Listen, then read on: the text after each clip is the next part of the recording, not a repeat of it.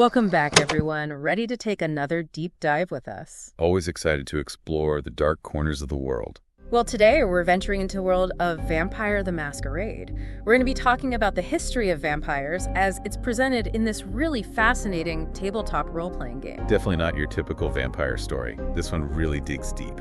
Yeah, and to guide us through this deep dive, we'll be using a really interesting YouTube video by, Lazar of Stygia. I hope I'm pronouncing that right. You got it.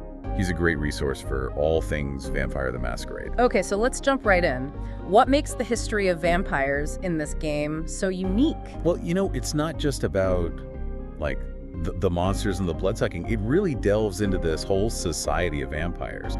They've got factions, politics, all these rules and complexities that make it so much more than just a monster story. It's almost like, looking at a mirror of our own world, but with fangs. So it's like a hidden world within our own, right, with its own history and evolution. Yeah, and it's all intertwined with real-world events, which makes it even more fascinating. Okay, I'm intrigued. Where does this vampire history begin in the world of Vampire the Masquerade? Well, we've got to go back to the Age of Exploration, when European powers were, venturing out to the New World. So like Columbus and all that? Exactly. But here's where things get really interesting. It wasn't just European vampires making their way to the Americas. There were already vampires there. Oh, yeah. The indigenous people of Aztlan, they already had their own form of vampires, these powerful blood gods who demanded sacrifice. Think about it. These European vampires show up thinking they're going to, conquer this new land, but they find out it's already occupied by some seriously powerful entities. That's a twist. So it wasn't just an empty continent ripe for the taking. Not at all. It was a clash of cultures, both mortal and immortal. And that's where we encounter the La Sombra clan. La Sombra. They're known for their mastery of shadows and secrets, right? Exactly. They were among the first European vampires to reach the New World, but they quickly learned they weren't the top dogs in this new supernatural landscape. They ran into trouble with these Aztec blood gods. Oh yeah, big trouble. These blood gods, especially one in particular, Huitzilopochtli, the god of war and sacrifice, they were a force to be reckoned with. The La Sombra realized they were outmatched. That name, Huitzilopochtli, it sounds pretty intimidating. He was a fearsome deity, demanding tribute and sacrifice. Imagine these European vampires, used to manipulating humans from the shadows, suddenly facing a being who commanded that kind of power. So what did they do? Well, they decided they needed help. They called in reinforcements, a war pack of Sabbat vampires known as the Black Sorrow. The Sabbat, they're like the rebels of the vampire world, right? Always challenging the established order. Exactly. And this particular war pack, they were a mix of Bruja, Nosferatu, and even a La Sombra anti-tribute. Anti-tribute, that's a vampire who's turned against their own clan, right? Right. They've rejected their clan's traditions and joined the Sabbat. So you can imagine the La Sombra, these very traditional vampires, calling on this group of rebels for help. It shows how desperate they were. So the Black Sorrow arrives to help the La Sombra deal with this Aztec blood god. What was their plan? They decided to go right for the source of Huitzilopochtli's power, his temple. Makes sense. Cut off the head, the body dies. But their encounter with the blood god, well, it's shrouded in mystery. Some accounts suggest they attempted to diablerize him. Diablerie. That's like the ultimate taboo in vampire society, isn't it? Consuming another vampire soul. It is. It's considered a horrific act and incredibly dangerous, especially when you're talking about a god. The Black Sorrow vanishes without a trace, and no one knows for sure what happened to them. So they just disappear. No explanation. Some whisper they were destroyed by Huitzilopochtli, consumed by the power they sought to control. But the truth is lost to history. It's like a ghost story within a vampire story. But while this was happening, other events were unfolding, right? The vampire world was starting to really take root in the Americas. Absolutely. This was just the beginning. Other vampires were arriving, driven by their own ambitions, their own desires. The story of vampires in the New World was just getting started. Okay, we're gonna have to pause there for now. This is already so much to think about. The La Sombra, the Black Sorrow, the Aztec blood gods. It's like a whole new layer of history has been revealed. We've only scratched the surface. Next time, we'll delve deeper into how vampires spread throughout the Americas, the rise of the Sabbat, and the key figures who shaped this hidden world. Can't wait. We'll be back soon to continue this fascinating journey. It's amazing to think about, all this vampire activity happening alongside the colonization of the Americas. It really adds a whole new dimension to history. Yeah, it makes you wonder what else might be hidden beneath the surface of the events we think we know. But where do we go next in this vampire saga? Well, let's shift our focus north to Canada. This is where we see the Sabbat really starting to establish themselves. Okay, so the La Sombra were down in Mexico dealing with the Aztec blood gods. What were the Sabbat up to in the north? Well, we've got to go back to the 1530s with Jacques Cartier, the French explorer. He was the one who explored the St. Lawrence River, right? That's him. But here's the thing, he wasn't alone. He had a Sabbat vampire on board his ship, a gangrel anti-tribu named Louise de Ripos. A vampire explorer, that's a new one. Right, and de Ripos, she saw the potential of Mont Royal, the island that would become Montreal. It was a perfect place for the Sabbat to set up shop, far from the Camorrese influence. So they were already thinking strategically, even back then. Oh yeah, the Sabbat, they're always playing the long game. And about 70 years later, when Samuel de Champlain arrives to actually establish a settlement on that island, guess who's with him? More Sabbat vampires. You got it. They were disguised as colonists and even as some Jesuit missionaries. Clever, huh? Talk about blending in, using religion as a cover. It worked like a charm. De Ripos, remember her? She'd stuck around all those years, and she helped these new Sabbat arrivals establish the very first Sabbat coven in North America. They called it the Lizica-Dion Coven. So from this little island, the Sabbat started to spread their influence. But I imagine it wasn't all smooth sailing, was it? They must have faced some challenges. Oh, definitely. We're talking about the New World here. It was a wild place, full of dangers for both mortals and immortals. And in 1643, the Lizica-Dion Coven was almost completely wiped out. By what? By the Iroquois. It just goes to show you that even vampires aren't invincible, especially in a new and unfamiliar land. That's a good reminder. So the early Sabbat in North America, they were facing threats from all sides. They were. But you know what? They were resilient. The Lizica-Dion Coven, they managed to bounce back. Not only that, but 3 new covens even joined them. The Loup-Garou, the Blue Hoods, and the Shepherds of Kine. This names sound pretty intense. Oh, they were. Yeah. Each coven had its own unique flavor, its own specialties. The Loup-Garou, they were known for their ferocity, their connection to the primal. The Blue Hoods, they were shrouded in mystery, even among the Sabbat. And the Shepherds of Kine, they were the keepers of the Sabbat sacred text, the Book of Nod. So the Sabbat was growing, becoming more diverse, even in the face of all these challenges. But they weren't the only vampires making moves in the New World, right? What was happening with the Camarilla during all of this? Well, in 1661, a very influential figure arrives in New Amsterdam, which would later become, as you know, New York City. Who was this? Her name was Ekaterina the Wise, and while she wasn't like an official leader, she was incredibly respected, especially among the Tremere clan. Her arrival had a huge impact on the Sabbat in North America. Just by showing up. Well, she had this aura about her. People listened to her. But her arrival wasn't without its share of conflict. When the Dutch tried to take back New Amsterdam from the English in 1673, they brought some Sabbat vampires with them, including some members of the Black Hand. The Black Hand. Now, they're a whole other level of scary, aren't they? I remember from our other deep dives, they're like the elite assassins of the Sabbat. Yeah, they're not messing around. Their presence showed that even within the Sabbat, there were these power struggles going on. It's like vampires are never going to truly get along, are they? Even when they're on the same side, there's always some kind of rivalry or power grab happening. That's the nature of the beast, I guess. But while all this is happening in the north, down south in the Louisiana Territory, there's another story unfolding. Oh, what's going on down there? Well, picture this. It's the early 1700s, and this French fentry named Doron shows up in Louisiana with a grand vision. He wants to create a new Carthage, right there in the New World. Wow, a new Carthage. That's ambitious. Doron, he was a child of this ancient Ventru named Gaius Marcellus, so he had this whole legacy thing going on. He really believed he could build something great in Louisiana, like a new empire. I can see how that would appeal to a vampire, the idea of building a lasting legacy, but I bet he wasn't the only one with designs on that territory. You're right. In 1713, Doron is attacked by Simone de Cosa, a Spanish Gruja, and this kicks off a century-long war between them for control of Louisiana. 100 years? That's longer than the actual American Revolution. It was this epic clash, these two powerful vampires, each trying to establish their own dominion. And what's interesting is that Duran, he wasn't just all about conquest. He actually tried to get Decosa to join forces with him, to work together to build this new Carthage. He tried to make peace. Why would he do that? Well, it shows that Duran wasn't just some power-hungry tyrant. He was a visionary, yeah, but he was also pragmatic. Maybe he saw something in Decosa, recognized his ambition, and thought they could achieve something truly great together. But it didn't work out, I'm guessing. No. Decosa, consumed by his own pride and maybe a bit of jealousy, he rejected Duran's offer. And so the rivalry continued, shaping the fate of the Louisiana Territory for generations to come. It's amazing to think about these personal conflicts playing out against the backdrop of history. It really adds another layer to the whole vampire mythos.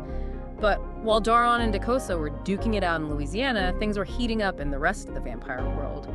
Tensions between the Sabbat and the Camarilla were escalating, and some events in Europe were about to have a huge impact on vampires in the New World. Oh yeah, things are about to get really interesting. You see, in 1761, the La Sombra, those vampires who were all about influencing the church, they suffered a major blow. King Charles III of Spain, he expelled the Jesuits from all Spanish territories, including those in the New World. Why was that such a big deal for the La Sombra? Well, think about it. The Jesuits were a powerful order, and the La Sombra had spent centuries building relationships with them, infiltrating their ranks. This expulsion, it basically cut off their access to all that power and influence. They were furious. I can imagine. So who did they blame? They pointed the finger at the Tsimis, another powerful clan within the Sabbat. They accused them of orchestrating the whole thing, even whispering that they might have colluded with the Camarilla. So even more infighting among the vampires? Yep. It all boiled over into the First Sabbat Civil War. Imagine that, a war within a war. Vampires battling each other while the mortals around them are oblivious. That's mind-boggling. And it didn't end there, did it? I remember reading something about another Sabbat Civil War. You're right. In 1863, right in the middle of the American Civil War, the Sabbat region, this really powerful Tsimis elder named Gorkasan, he gets assassinated. Assassinated? By whom? That's the mystery. No one knows for sure who was behind it, but it threw the Sabbat into chaos and triggered the Second Sabbat Civil War. It was a brutal time, full of betrayal and bloodshed. So the Sabbat, they're trying to establish themselves in the New World, but they're also constantly tearing themselves apart from the inside. Yeah, it seems like they can't catch a break. Meanwhile, the Camarilla, they were quietly building their own power structures, adapting to the changing landscape of the Americas. It's like two different approaches to power. The Sabbat, they're all about chaos and disruption, while the Camarilla, they prefer a more subtle, behind-the-scenes approach. Exactly. But both are vying for control, and their actions will have a lasting impact on the vampire world. But that's a story for another time. So we've got these two very different vampire factions, the Sabbat and the Camarilla, both trying to make their mark on the New World. But it's not just about these big groups, right? There were also individual vampires who rose to prominence, shaping the course of events in their own way. Absolutely. It's like any society, really. You've got the big institutions, but then you've also got these individuals who, through their own actions, their own personalities, really leave their mark on history. And the world of Vampire the Masquerade, these individuals can be just as influential as any sect or clan. So let's talk about some of these key figures. You mentioned Arthur Carroll, the Bruges Prince of Washington, D.C., in the last episode. What was his story? Arthur Carroll. He's a great example of how, ambition and a bit of luck can really go a long way. Back in 1800, he declared himself Prince of Georgetown, which would later become part of Washington, D.C., as you know. But a lot of the Camarilla elders, they didn't take him seriously at first. They saw him as a bit of an upstart. Yeah, kind of. They were more focused on these older, more established cities, places like Boston and Philadelphia. They didn't see much potential in this, swampy little town on the Potomac. But Carroll proved them wrong. He did. And you know what? Being underestimated might have actually worked in his favor. It allowed him to build his power base quietly, without attracting too much attention from rivals. He wasn't flashy, but he was smart, he was patient, and he was ruthless when he needed to be. Sounds like a classic politician. Definitely. But even the most powerful figures can fall. In 1863, right in the middle of the Civil War, Carroll was assassinated. Assassinated? Wow, that's intense. Any idea who was behind it? There are rumors, of course. Some say it was an Assamite assassin, hired by a Ventrue elder who had sympathies for the Confederacy. Vampire politics can get pretty messy, especially when you throw in a war between mortals. So even the vampire world wasn't immune to the divisions of the Civil War. Not at all. And Carroll's death created this power vacuum in Washington, D.C. His successor, Marisa, a Tremere Pontifex, she saw her chance and she seized it. The Tremere, they're the clan known for their mastery of blood magic, right? Exactly. And Marisa, she was a shrewd leader. She knew that power wasn't just about brute force, it was about alliances, about building a network of loyal supporters. So she reached out to the Nosferatu and the Malkavians, clans that were often kind of, marginalized within the Camarilla. So she played the political game. She did, and it was a brilliant move. By giving these clans a voice, by granting them privileges they hadn't had under Carroll, she secured their loyalty. By the end of the Civil War, she was firmly in control of the nation's capital. It's a classic strategy, isn't it? Unite those who feel excluded, and you can build a powerful base of support. But while all this was happening in the East, there was a very different kind of leader emerging in the West. You mentioned Christopher Houghton, the Toreador Prince of Los Angeles, last time. Oh yeah, Christopher Houghton. He was a fascinating character. He arrived in California back in 1828, completely by accident. His ship was wrecked off the coast, and he ended up spending the next few decades kind of, enjoying all that California had to offer. The Toreador, they're all about beauty and pleasure, aren't they? Right, and Houghton, he definitely indulged in those things, but he wasn't just a hedonist. He had a vision for Los Angeles. He wanted to transform it into a city worthy of a Toreador, a city that celebrated art, culture, and beauty. It's an interesting way to wield power, using art and culture as tools of influence. But it worked. In 1870, Houghton embraced his ghoul, Don Sebastian, and named him Prince of Los Angeles. And together, over the next 40 years, they turned this dusty little town into a thriving metropolis. So we have these two figures, Marisa in Washington, D.C., and Houghton in Los Angeles, both ruling their domains in very different ways. One through political maneuvering, the other through art and culture. It just goes to show the diversity of leadership within the Camarilla, right? It does. But even their reigns wouldn't last forever. Remember, this is the world of Vampire the Masquerade. Power is always contested. And in the mid-20th century, this new movement started to emerge, a movement that would challenge the Camarilla's authority in a way they'd never seen before. The Anarch movement. They were all about freedom from the Camarilla's rule. Exactly. They believed that vampires should be free to choose their own destiny, that they shouldn't be bound by these ancient traditions and hierarchies. And in Los Angeles, this charismatic Anarch leader named Jeremy McNeil arrives on the scene, and he really shakes things up. So how did Houghton react to McNeil's arrival? Well, Don Sebastian, the prince, he saw McNeil as a threat, right? Yeah. He wanted to crush the Anarch movement before it could gain any real traction. But Houghton, he was more open-minded. He saw something in McNeil, maybe a reflection of his own younger, more rebellious self. That must have created some tension between Houghton and Don Sebastian. Oh yeah, big time. And it all came to a head in 1944 when Houghton was out of town. Don Sebastian, he saw his chance and he took it. He captured McNeil and had him brutally tortured, leaving him for dead. That's cold, even for a vampire. It was a brutal act fueled by fear and a desire to hold on to power. But Don Sebastian, he underestimated McNeil. He underestimated the power of his ideas, the appeal of freedom and rebellion. So McNeil survived. He did. Barely. But he survived. And the torture, it just fueled his rage, his determination to fight back against the Camarilla. He rallied the Anarchs of Los Angeles, and they launched a series of attacks against the Camarilla, culminating in this daring raid on Don Sebastian's haven. And they were successful. They were. They managed to kill Don Sebastian, and they declared Los Angeles an Anarch-free state. It was a huge victory for the Anarchs, a blow against the Camarilla's authority. And it inspired other Anarchs across California to rise up and fight for their own freedom. So the Anarchs had their moment. They had their own territory, their own chance to build a new world. But I'm guessing it wasn't easy to hold on to that power. It wasn't. The Anarch-free states, they faced constant pressure from both the Camarilla and the Sabbat. And from within, they were plagued by infighting, by power struggles. It's like the desire for power, it can corrupt even the most noble of intentions. It's a classic tale, isn't it? Revolutions often end up devouring their own. But even as the Anarch-free states were collapsing, the vampire world was facing even more challenges. New players were entering the game, like the Quajin, the vampires from the East. Yeah, the arrival of the Quajin, it really threw a wrench into things. Here you have these European vampires who've been, running the show for centuries. And And suddenly, they're faced with this whole other breed of vampire with their own ancient traditions and powers. It was a real game changer. And then there was the Week of Nightmares, that series of apocalyptic events that shook the vampire world to its core. The Week of Nightmares, yeah, that was a wild time. Ancient, powerful beings were waking up. Vampires were having these terrifying visions and nightmares. Many were driven mad. It felt like the whole world was coming apart at the seams. So as we enter the 21st century, the vampire world is facing threats from all sides. Internal conflicts, the rise of the Quajan, the aftermath of the Week of Nightmares, and of course the looming threat of Gehenna, the prophesied end times. It's a lot to handle. It is. And as we wrap up our deep dive into the history of vampires in Vampire the Masquerade, we're left with this sense of awe and wonder, and maybe even a little bit of fear.